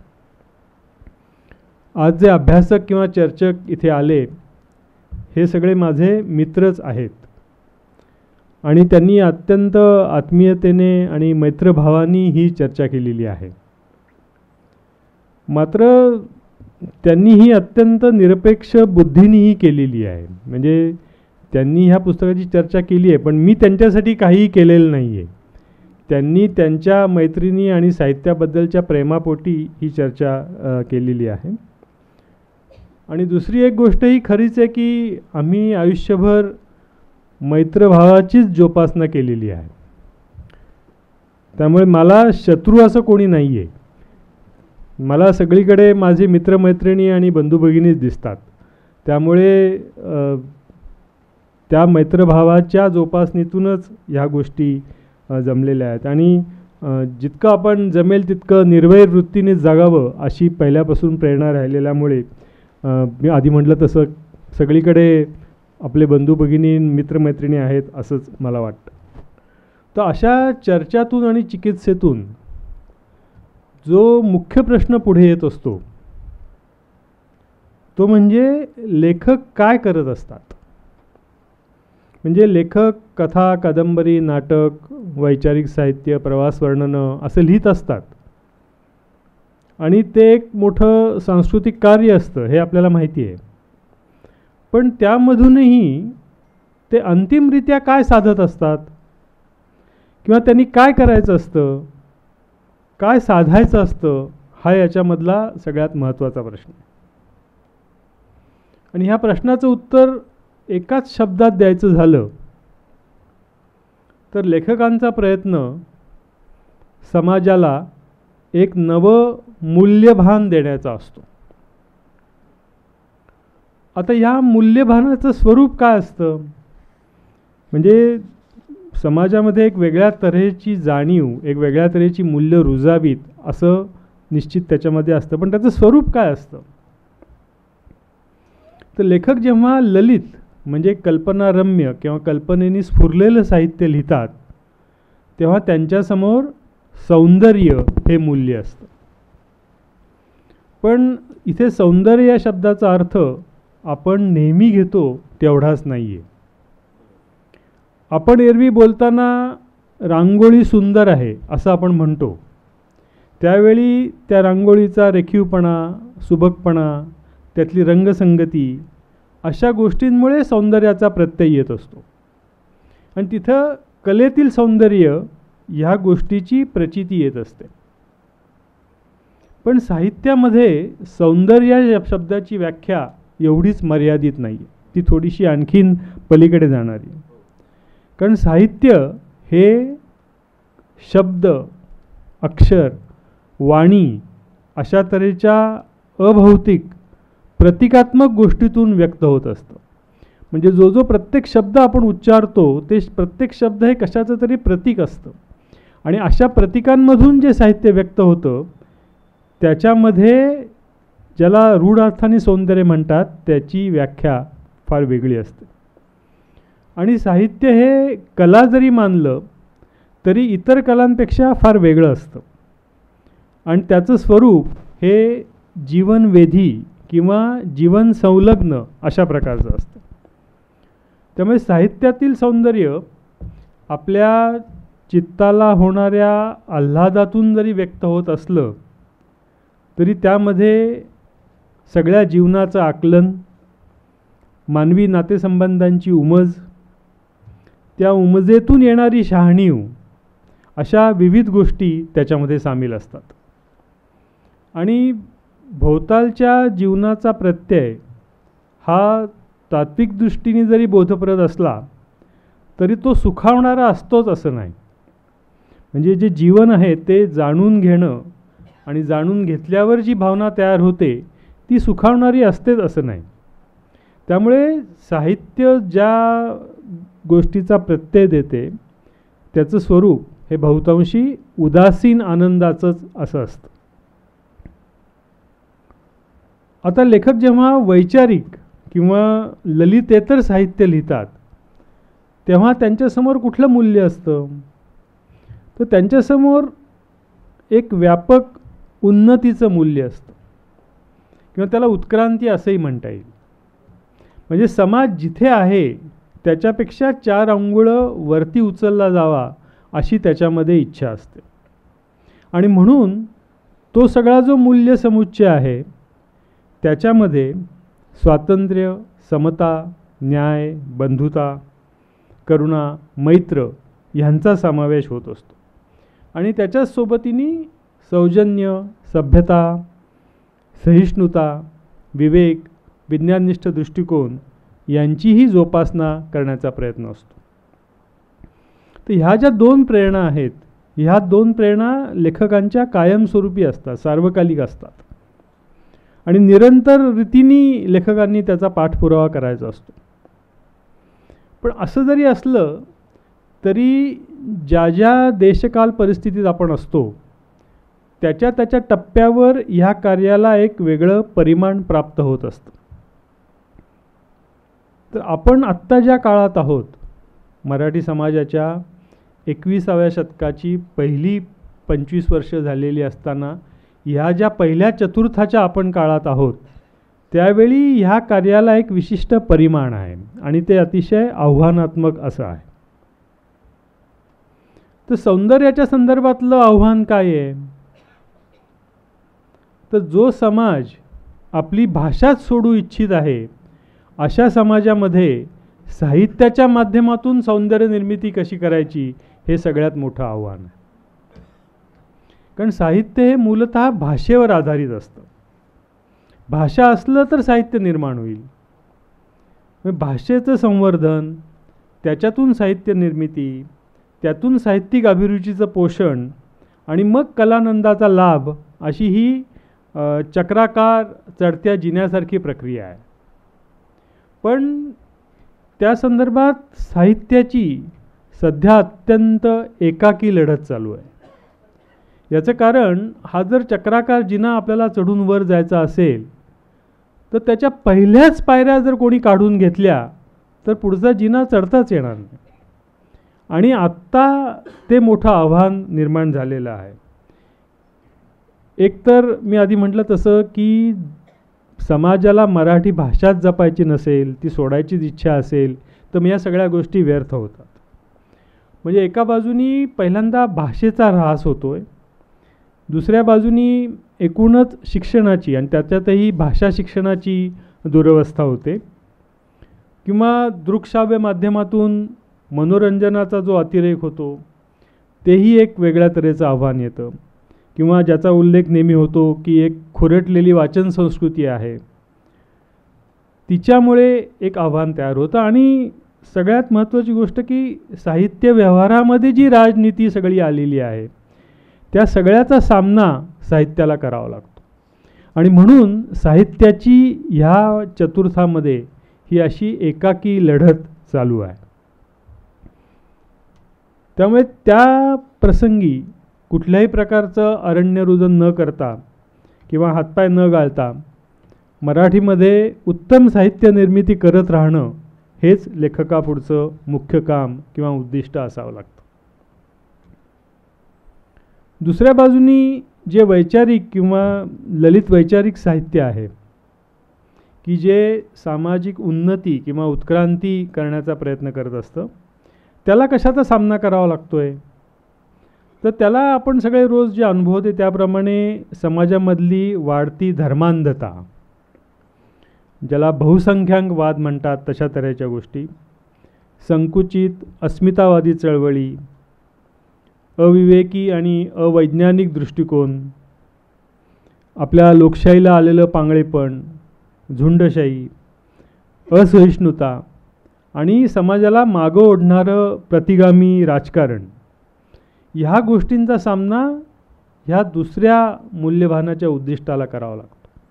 म्हणजे ह्या सगळ्या ज्या गोष्टी होत आहेत त्या सामाजिक उन्नती होण्याऐवजी, सामाजिक उत्क्रांती होण्याऐवजी समाजाला आणखीन मागे मागे कसं ढकललं जाईल ह्याच्या प्रयत्नात असतात. आणि त्याबाबतही साहित्याला एकाकी लढत अशी करावी लागते. आणि म्हणून त्याही बाबतीमध्ये लेखकापुढचं कर्तव्य हेच असतं की संशोधनाची जोड दिलेलं, शुद्ध विवेकाने प्रेरित, वस्तुनिष्ठ असं उत्तम वैचारिक साहित्य लेखकांना तयार करावं लागतं. आणि आजचा हा जो कार्यक्रम आहे तो दोन्ही प्रकारच्या आव्हानांचा मुकाबला करण्याचा कार्यक्रम आहे. आणि मी आधी म्हटलं तसं त्यात लेखक हा फक्त निमित्त मात्र आहे. उद्या आणखीन इतर लेखकांसाठी आपल्याला अशा तऱ्हेचे कार्यक्रम करावे लागतील. कारण ह्या सगळ्याच्या केंद्रस्थानी साहित्य ही महत्त्वाची गोष्ट आहे. आणि साहित्याला त्याचं जे हरवलेलं अग्रस्थान आहे, जे अग्रदूताचं स्थान आहे, ते पुन्हा प्राप्त करून देण्याचा हा सगळा प्रयत्न आपण आज करतो. आणि आधी काही वक्त्यांनी म्हटलं त्याप्रमाणे या प्रयत्नाचं मोल असं आहे की हा प्रयत्न कुठल्याही प्रस्थापित व्यवस्थेकडून, म्हणजे राज्यसंस्थेकडून किंवा विद्यापीठांकडून किंवा राजकीय पक्षांकडून किंवा अन्य कुठलेही हितसंबंध गुंतलेल्या व्यवस्थेतर्फे न होता, ज्याला आपण सिव्हिल सोसायटी म्हणतो, म्हणजे स्वायत्त नागरी समाज म्हणतो, अशा समाजामार्फत हा प्रयत्न होतो. आपला सगळा बाकीचा जीवन व्यवहार जो आहे हा आपण रोज अनुभवतो त्याप्रमाणे राजनीतीने दूषित झालेला आहे. प्रत्येक ठिकाणी जळीस्थळी काष्टीपाषाणी राजनीतीचाच सामना आपल्याला करावा लागतो. तर त्याच्याऐवजी ह्या राजनीतीला तोंड देईल अशी लोकनीती कशी तयार होईल ह्या गोष्टीची जी आम्ही कामना करत असतो, त्या लोकनीतीच्या मार्फत हा कार्यक्रम होतो आहे, हे त्याचं मुख्य वैशिष्ट्य आहे. तर हे आधीच्या वक्त्यांनी पण याचा उल्लेख केलेला आहे की हे सगळं जे साहित्य आम्ही लिहितो आहे त्याच्या मागचं अंतिम उद्दिष्ट लोकनीतीची स्थापना करणं हे आहे. आपला सगळा जीवन व्यवहार हा लोकांच्या ताब्यात असावा, लोक आपल्या जीवनाचे नियंते असावेत आणि त्या लोकांच्या अभिक्रमामधून संस्कृतीची सगळी अंग, मग त्यात वाङ्मय असेल, साहित्य असेल, कला, क्रीडा, या सगळ्या ज्या गोष्टी आहेत त्या त्याच्यातूनच निर्माण व्हाव्यात. असं जर झालं तर खऱ्या अर्थाने सामाजिक उत्क्रांती किंवा सामाजिक उन्नती ही होत असते. आता काल आपला स्वातंत्र्य दिन झाला आणि आज स्वातंत्र्य दिन झाल्यानंतरचा पहिला दिवस आहे. परंतु आपला अनुभव असा आहे की स्वातंत्र्य मिळालेलं आहे, परंतु स्वराज्य आहे का, ज्याचा उल्लेख आधीच्या वक्त्यांनी केला, तर खरोखर स्वराज्य म्हणजे ज्याच्यात आपल्या जीवनावर आपला ताबा आहे अशी गोष्ट आहे का, याचं उत्तर नकारार्थी आहे. आपल्यापैकी प्रत्येकाला जी हताशा जाणवते त्याचं कारण असं आहे की म्हणायला निव्वळ स्वातंत्र्य आहे, म्हणायला निव्वळ लोकशाही आहे, परंतु खऱ्या अर्थाने माझं माझ्यावर राज्य, तुमचं तुमच्यावर राज्य, हिचं हिच्यावर राज्य, अशा तऱ्हेचं स्वराज्य, अशा तऱ्हेची मोकळी ही आपल्याला याच्यात मिळत नाही. तर ही तर आपल्यासारख्या मध्यमवर्गीयांची गोष्ट आहे. तर मग जे खरोखर उपेक्षित आहेत किंवा सर्व तऱ्हेच्या जीवन संघर्षाचा सामना करतायत, सामाजिक अवहेलना झेलतायत, त्यांना तर हा जीवन संघर्ष किंवा हा प्रश्न किंवा हा अनुभव अधिकच विदारक असा येत असणार. आणि तशा घटकांच्या सोबत राहण्याचा सुद्धा साहित्य हा एक प्रकारचा उपक्रम आहे.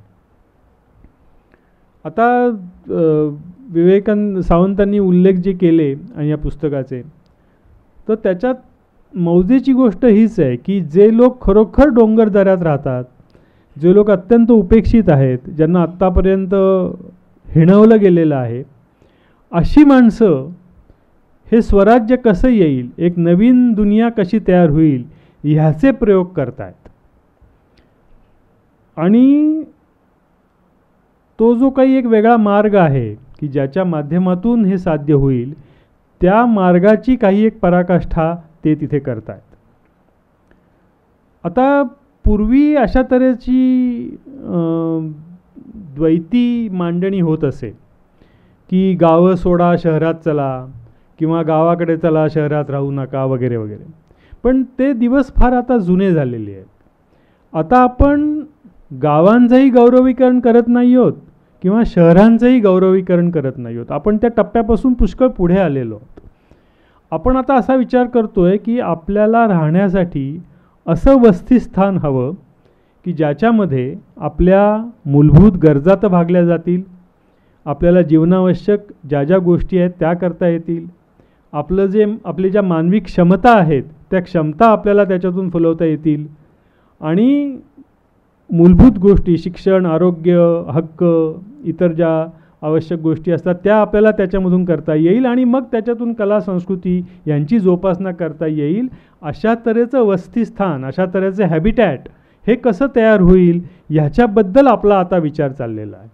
आपण त्या जुन्या चक्रात अडकलेलो नाही आहोत. आणि ही सगळी गावं ज्यांची उदाहरणं आम्ही या पुस्तकात तपशीलवार दिलेली आहेत, ती गावं तसा प्रयत्न करत आहेत. म्हणजे यातलं कुठलंही गाव रूढ अर्थाने 50 वर्षासारखं गाव नाही आहे. त्या गावांमध्ये आज इंटरनेट पोचलेलं आहे, त्या गावामध्ये कम्प्युटर पोचलेलं आहे, आणि मेंढा गावाच्या गोष्टीत आम्ही लिहिल्याप्रमाणे तिथल्या स्त्रियांनी बायोगॅस लावल्यामुळे तिथली प्रत्येक स्त्री 5 वारी साडी नेसून ओट्यावर गॅसवरच स्वयंपाक करते. फक्त त्यांनी त्यांच्या नैसर्गिक साधनसंपत्तीचा वापर करून तो गॅस तयार केलेला आहे. ते गॅससाठी कुठल्या तरी दूरच्या कंपनीवर अवलंबून नाही आहेत. तर ह्या ज्या गोष्टी घडत आहेत त्या गोष्टींकडे वेगळ्या नजरेने पाहण्याची गरज आहे. आणि ह्याच्याहीपेक्षा मुख्य म्हणजे जे विवेकरावांनी सांगितलं की आपल्या जीवनावर आपण ताबा कसा मिळवू शकतो ह्याची उदाहरणं ते घालून देत आहेत.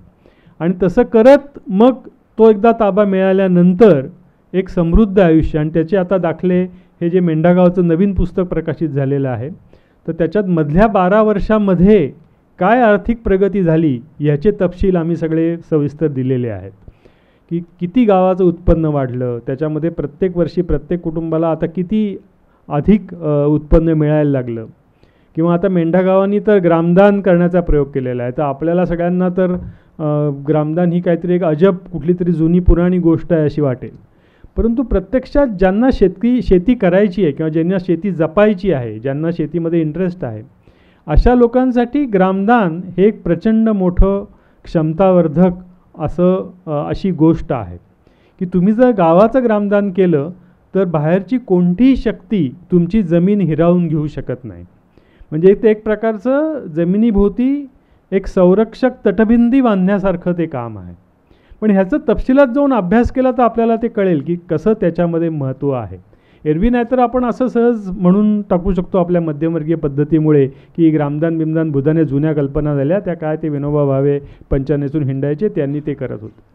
तर तसा दृष्टिकोन घेतला तर मग सगळ्याच गोष्टी तशा होतील, आणि मग आपण पुन्हा आपल्या मध्यमवर्गीय निराशा हतबलतेचं जीवन जगत राहू.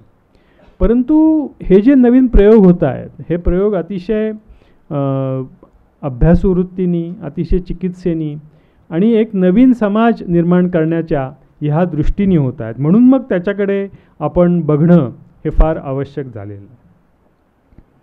आणि त्या सगळ्या जे सगळं त्यांच्या त्या घडामोडी होत आहेत त्यांचं शब्दांकन करण्याचं, म्हणजे मी त्या पहिल्या आवृत्तीच्या प्रस्तावनेत म्हणलं तसं केवळ कारकुनाचं काम मी केलेलं आहे. ते करणारे लोक हे वेगळे लोक आहेत, ते खरोखर त्यांच्या जीवनाचे नियंते आहेत. मी फक्त एक कारकून म्हणून त्यांच्याकडे बघितलेलं. परंतु त्याच्यातून जर आपण शिकू शकलो तर खऱ्या अर्थाने काही वेगळ्या रचना आपल्याला करता येतील. म्हणजे शहरात, आणि मी या सभागृहातच अनेक वेळा बोललेलो आहे की शहरामध्ये आपल्याला स्वशासन किंवा स्वराज्य या कल्पनेची कल्पनाच नाही आहे. मग गावात तरी आपण ऐकतो की गावात ग्रामसभा भरते, लोक एकत्र येतात, काहीतरी निर्णय घेतात. पण शहरामध्ये तर आपल्याला असं काही माहितीच नाही आहे. आपल्या आपल्या गल्लीतले लोक, आपल्या मोहल्ल्यातले लोक किंवा संकुलातले, फार फार तर जिथे कोऑपरेटिव्ह हाऊसिंग सोसायटी आहेत तिथे लोक एकत्र मिटिंगला येतात, पण प्रत्यक्षात मिटिंगला काय घडतं ते आपल्याला माहिती. तर खऱ्या अर्थाने शहरी लोकांनी सुद्धा आपल्या जीवनावर ताबा मिळवायला हवा. आणि त्याच्यासाठी एक मार्ग जी 74वी घटना दुरुस्ती आहे तिच्यामध्ये सुधारणा होऊन तसा अधिकार मिळायला पाहिजे. पण दुसरी गोष्ट म्हणजे ते होण्यासाठी न थांबता तसे प्रयोग आपण करायला पाहिजे. तर ह्या ज्या गोष्टी आहेत त्या केल्या तर मग खऱ्या अर्थाने आपल्या जीवनावरचा ताबा आपल्याला मिळेल. तर ही जी सगळी प्रक्रिया म्हणजे मुलाखतींची, विशेषांकाची, चर्चासत्राची किंवा या पुस्तक प्रकाशनाची जी केलेली आहे साधना परिवारांनी, त्या सगळ्या मंडळींचं आणि त्यांच्या मागेही असणाऱ्या सगळ्या मंडळींचं खरं तर मनपूर्वक आभार मानायला पाहिजे. पण मी ते काम जरा राखून ठेवतो आहे. मी ते काम राखून अशासाठी ठेवतो आहे, आणि मी या आमच्या सर्व तरुण मंडळींना आणि सहकाऱ्यांना सांगू इच्छितो आहे की आपल्याला अजून पुष्कळ मोठी कामं करायची आहेत. आणि आजचा कार्यक्रम हा फक्त त्याची एक सुरुवात आहे. कारण आपण जे काम करायला घेतलेलं आहे त्याला एक फार मोठं व्यापक परिमाण आहे. आपल्याला माहिती आहे की 20व्या शतकाच्या सुरुवातीला महाराष्ट्रामध्ये एक फार मोठं प्रबोधन युग येऊन गेलं, ज्याला इंग्रजीत रेनेसाँ म्हणतात. अशा तऱ्हेचं प्रबोधन युग 100 वर्षापूर्वी महाराष्ट्रामध्ये येऊन गेलं. आणि आजचा महाराष्ट्र जो काही आहे, जी काही सामाजिक प्रगती, जी काही सामाजिक जाणीव, जी काही स्त्री मुक्ती किंवा लिंगभेद मिटवण्याच्या ज्या चळवळी झालेल्या आहेत, हे जे काही सगळं झालेलं आहे त्याची पायाभरणी आपण 100 वर्षापूर्वी टिळक, आगरकर, कर्वे, फुले ह्यांच्या सगळ्या कामातून झालेली आहे. आणि ते जे प्रबोधन युग तेव्हा आलं त्याच्यामुळे आजचा महाराष्ट्र आता झालेला. तर आपल्याला आता ह्या 21व्या शतकाच्या या पहिल्या चतुर्थामध्ये पुन्हा तसं प्रबोधन युग महाराष्ट्रात आणायचं आहे. आणि त्याची आत्ता आपण पायाभरणी केली नाही तर मग पुढच्या काळामध्ये आपली आव्हानं जास्त बिकट होतील. त्यामुळे त्या प्रबोधन युग आणण्याची जी काही सुरुवात आहे, जे काही त्यासाठी करायला पाहिजेत त्याचे कार्यक्रम आपण हे खऱ्या अर्थाने करतो आहोत. आणि त्यामुळे ते काम फलद्रूप झाल्यावर आपण एकमेकांचा आभार मानू. तोवर आपण, आणि मी असं मानतो की आपण सर्वजण जे आज इथे आलेले आहात, जे विवेकाची, वैज्ञानिकतेची, न्यायाची, समतेची, बंधुभावाची आणि मैत्रभावाची कास धरता आहात, ते सर्व आमचे या कार्यातले साथीदार आहेत. आणि आपण सगळे मिळून हे काम तडीस नेऊ या संकल्पासहित आपल्या सर्वांचे धन्यवाद.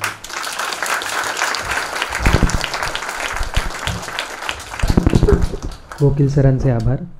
यानंतर अध्यक्षीय समारोप आजच्या संपूर्ण चर्चासत्राचा होणार आहे. त्यासाठी उपस्थित असलेले डॉक्टर अजित रानडे हे IIT मुंबईमधून इलेक्ट्रिकल इंजिनिअरिंग त्यांनी पूर्ण केलं. ज्येष्ठ अर्थतज्ज्ञ आणि राजकीय विश्लेषक म्हणून ते परिचित आहेत. आदित्य बिर्ला ग्रुपचे ते आर्थिक सल्लागार राहिलेले आहेत आणि सध्या Gokhale Institute of Politics and इकॉनॉमिक्सचे ते कुलगुरू आहेत. मी त्यांना विनंती करतो की त्यांनी आजच्या कार्यक्रमाचा अध्यक्षीय समारोप करावा. धन्यवाद सुहास. समारोप करायचा म्हणजे फक्त जे आता वकील साहेब म्हणाले की प्रयत्न जारी रहे, की आता जे म्हणाले की आता हे आव्हान खूप मोठं आहे, त्यामुळे आपण सर्वांनी हे प्रयत्न, हा यत्न किंवा हे दिस जर्नी, आंदोलन ते चालू ठेवावे, एवढंच म्हणून मी आपला समारोप घेतो असं म्हणायची मला एक टेम्पटेशन आहे. पण प्रथम शिरसाडांचं त्यांचे आभार मला मानायला पाहिजेत, कारण या महत्त्वाच्या आणि फार छान सोहळ्याला तुम्ही मला आमंत्रण दिलं. हे सगळी जी मंडळी जमली आहेत, मिलिंद वकील हे तुमच्या प्रेमापोटी आलेले आहेत आणि बरीचशी मंडळी दिवसभर इथे होती असं मी मला सकाळी येता आलं नाही. तर हा अनुभवच माझ्याकरता खूप स्फूर्तिदायक आहे. आणि सांगायचं म्हणजे की मी सांगितलं विनोदना की मी फक्त अध्यक्षीय म्हणजे नुसतं अक्षता टाकायला येईन, तर त्या अक्षता टाकणाऱ्यांना मंगलाष्टकं म्हणायला लागत नाहीत. तुम्ही थोडं काही 2 शब्द म्हणेन. आणि 2 अतिशय उत्तम भाषणं आपण आता ऐकलीत. त्याच्या आधी पण आधीच्या सत्रांमध्ये तुम्ही ऐकलेत. आमचे काळे सर पण इथे आहेत. 2-3च मी फक्त काही 2-3 गोष्टींच्याच म्हणजे नोंदणी करतो. एक तर की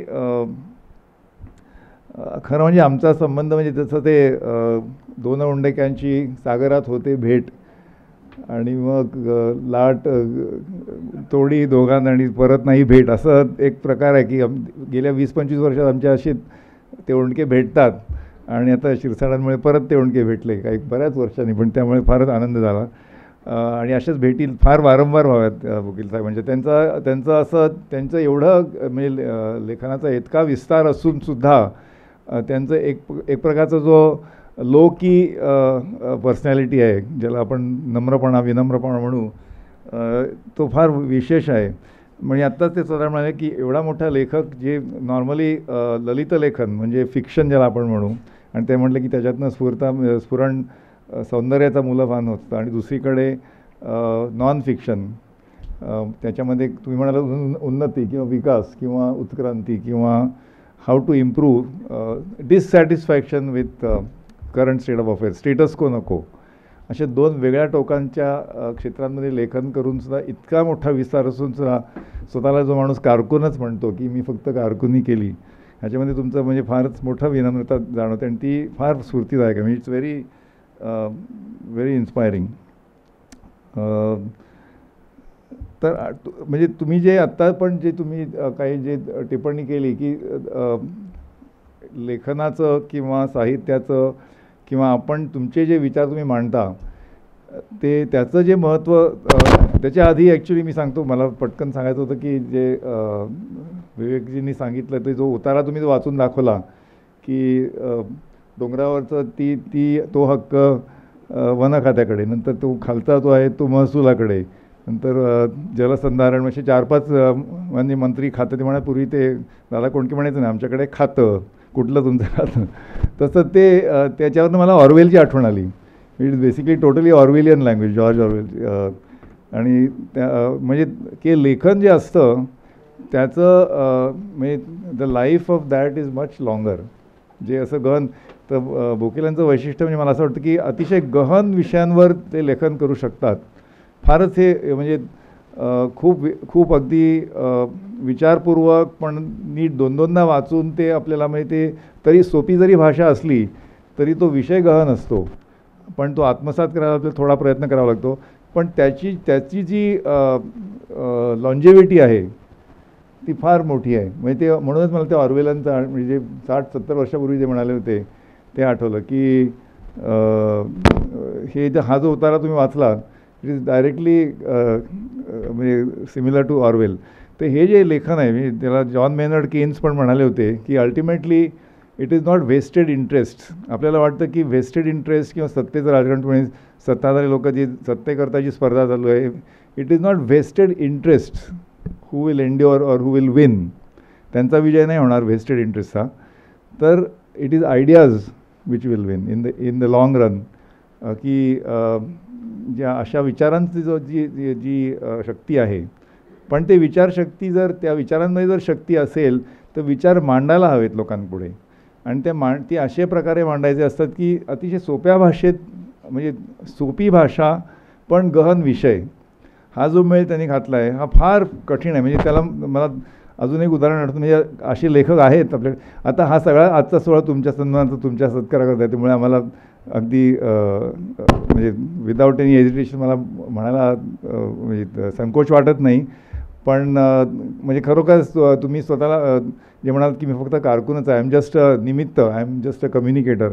पण हे जे सोप्या भाषेत सांगण्याची जी शैली आहे ते इंग्लिश भाषेमध्ये एक इशरवूड नावाचे लेखक होते, क्रिस्टोफर इशरवूड, तुम्ही नाव ऐकलं. ते त्यांची मला एक आठवण झाली की वाचताना इतकं सलगपणे ते म्हणजे असं वरण भात खातो कसा पटकन पचतो आपल्याला कुठले. म्हणजे असं काही अन्न असतं त्याच्यात खूप म्हणजे सत्व असतं, प्रोटीन्स असतात, पण अगदी खाताना मजा येते. त्याला कम्फर्ट फूड म्हणतात आजकाल लोक.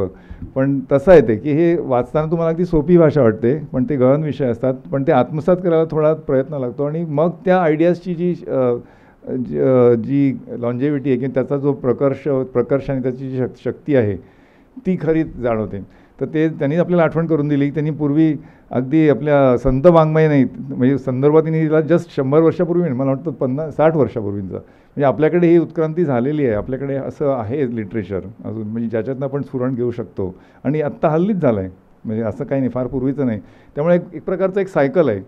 So now it is time has come to काय म्हणतात revitalise, renew, enrich it again. पण त्याच्याकरता भाषेचा उपयोग होणं आवश्यक आहे. आता मी खरं मराठीत माझं तेवढं म्हणजे I am not that comfortable, त्यामुळे म्हणणं but I feel that this is a great contribution लेखनाचं की कम्युनिकेशन, आर्टिक्युलेशन आणि विथ कन्व्हिक्शन आणि अगदी ऋतून अगदी खोलपर्यंत रुतेल वाचकाच्या. That you should not be, तुम्ही काय म्हणालात की इट इज नॉट अबाउटिझम, की तुम्ही म्हणजे वाचकांनी नुसतं वाचून वा किती छान वाटलं, आता उद्या दुसरं पुस्तक वाचूया असं नाही. त्या पुस्तकाची इतकी पॉवर असली पाहिजे की उद्यापासून मग मी आता जाईन काहीतरी, I will start some activity. ती खरी that is the ultimate test of the ideas. तर तसं यांच्या लेखनामध्ये मला वाटतं ती आहे पॉवर. आपण सगळे त्याचे म्हणजे बेनिफिशरी आहोत. आपण पण या कारकुनांना मदत करावी आणि आपण पण आपल्या आपल्या म्हणजे क्षेत्रांमध्ये किंवा आपल्या in our sphere of life आपण त्यांना हातभार द्यावा. उदाहरणार्थ ऑपेड ज्याला म्हणतात, ऑपिनियन एडिटोरियल लेखन, म्हणजे लेखनाचे खूप प्रकार असतात. नुसतं म्हणजे नुसती पुस्तकं किंवा अगदी प्रबंध, पण इवन रायटिंग इन, आता हल्ली तर ब्लॉग तुम्ही लिहू शकता यूट्यूबवर, audio it's an audio format किंवा वर्तमानपत्रांमध्ये. तर लेखन आपण करावं, त्याला पुष्टी द्यावी, तेच विचार वेगवेगळ्या विविध रीतीने मांडणे आणि त्याला बरेच that is the strength of the idea की ते खूप एकच तो विचार बऱ्याच पद्धतीने तो मांडता येतो आणि तो रुतत जातो. त्याला त्याचं ते महत्त्व आहे. पण तरीसुद्धा एवढं सगळं म्हणून आपण आय शुड से की हे फार युनिक कॉन्ट्रीब्युशन आहे मिलिंद बोकीलचं की एकीकडे कादंबऱ्या आणि दुसरीकडे अशा टाईपचं म्हणजे खूप गहन विषयांचं हाताळणी. स्वराज्य हे आणि हे विषय पण तेवढे नुसते समजणं पण म्हणजे तसे सोपे नाही आहेत आणि ते त्यांची अंमलबजावणी पण सोपी नाही. कारण आजच्या इतका आपल्या आधुनिक जीवनात विरोधाभास म्हणजे it is a time for where जे म्हणतात ना की फॉल्ट लाईन्स, म्हणजे सगळं जे राजकारण चाललं आहे, how to find fault lines आणि ते कसे डीपन करायचे, डिव्हिजन कसं वाढवावं. कारण ते सत्तेचं राजकारण आहे बेसिकली. सत्ता काही करून सत्ता हस्तगत करणे आणि ती सत्तेचं नुसतं राजकारण नव्हे पण सत्तेचं केंद्रीकरण पण झालं. म्हणजे तुम्ही जे म्हणता त्याच्या exactly opposite. More and more concentration of power, political power, more and more monopolization आणि ते त्याच्याकरता जी स्पर्धा आहे बाय हुक ऑर क्रूक जे म्हणतात काही करून हे चाललं या वातावरणात किंवा इस माहौल में to actually champion the cause of विकेंद्रीकरण, डिसेंट्रलायझेशन, डायल्युशन ऑफ सत्तेचं राजकारण, दिस इज व्हेरी डिफिकल्ट. त्यामुळे द पॉवर ऑफ आयडियाज जे म्हणालो मी की जे त्या विचारांचं जी शक्ती आहे ते प्रत्येकाने त्याला हातभार लावा असं मी तुम्हाला विनंती करेन की त्यांचं काम जर खरोखरच आपल्याला आवडलं असेल, त्यांचं लेखन आवडलं असेल तर the greatest tribute from the readers will be to propagate in thought, word and deed. तर एवढ्यावरच मी तुमचा समारोप घेतो आणि मला बोलावल्याबद्दल परत तुमचे आभार. थँक्यू. आता शेवटचे फक्त 3 मिनिटं, आभाराची भावना व्यक्त करणारी अशी आपली 3 मिनिटं. आत्ताचे आपले 2 वक्ते अजित रानडे सर, ते म्हणाले की 2 ओंडक्याची भेट बऱ्याच दिवसानंतर होते आणि त्यांना सर्वात शेवटी भाषण करायला सांगितलं. त्याचं कारण तेच होतं की सगळ्यात शेवटी ओंडके एकमेकांना भेटावेत आणि मग पुढची भेट जर अधिक विस्तृत, अधिक चांगली व्हावी आणि पुढचा एखाद्या कार्यक्रमात आपण अजित रानडेंचं बीज भाषण ठेवू. आणि मी आता फार त्याचे तपशील सांगत नाही, परंतु डिसेंबरमध्ये आम्ही 5 दिवसांचं एक शिबिर किंवा चर्चासत्र, वर्कशॉप, हे अर्थव्यवस्था कशी समजून घ्यावी या टायटलखाली करण्याचा विचार करतो आहे. आणि नीरज हातेकर त्याचं कोऑर्डिनेटर म्हणून काम करणार आहेत. त्यासाठी त्यांनी संमती दिलेली आहे. त्यावेळी आपण तुम्हाला बीजलेख किंवा बीज भाषण करायला बोलू. त्यामधून तुमचं खरं जे काही आहे ते लोकांच्या समोर येईल. सावंत सरांच्याबद्दल काय प्रत्येक वेळी मी वेगळं सांगण्याची गरज नाही. सावंत सर जरी गेली 5-7 वर्ष साधनाचे विश्वस्त असतील, साधना ट्रस्टचे गेली 4 वर्ष अध्यक्ष असतील, तरीही हे नातं फार काही आम्हाला पुढे हायलाईट करावं असं कधीच वाटत नाही. कारण मी संपादक आहे ते 11 वर्ष आणि त्याच्या आधी डॉक्टर दाभोलकर होते ते 15 वर्ष आणि त्याही आधीपासून सावंत सर साधनेशी सर्व प्रकारे सर्व नात्यांनी जोडलेले आहेत. त्यामुळे त्यांचे पण वेगळे आभार मानायचा काही प्रश्न येत नाही.